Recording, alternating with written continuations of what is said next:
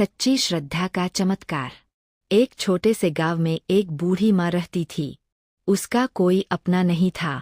छोटा सा कच्चा घर, टूटी चारपाई और मिट्टी का चूल्हा, बस यही उसकी दुनिया थी।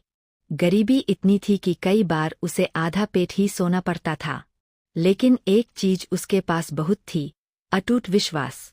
हर सुबह सूरज निकलने से पहले वह उठ जाती, नदी से पानी लाती, मंदिर के छोटे से कोने में दीपक जलाती और हाथ जोड़कर कहती, हे प्रभु, मेरे पास आपको चढ़ाने के लिए ना सोना है, ना मिठाई, बस मेरा सच्चा मन है, उसे स्वीकार कर लो।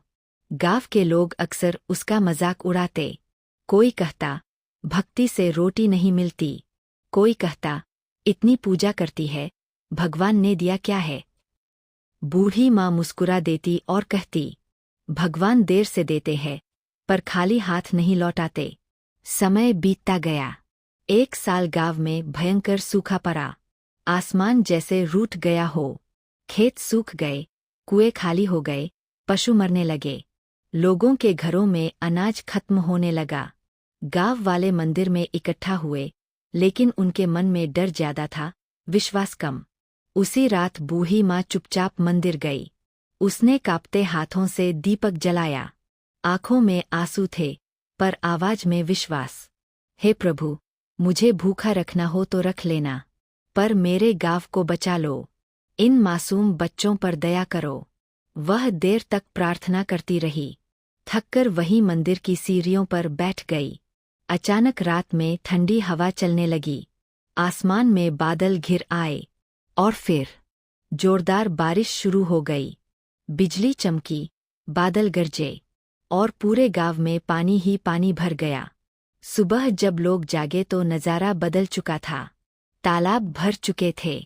सूखे खेतों में पानी चमक रहा था। गांव वाले खुशी से झूम उठे।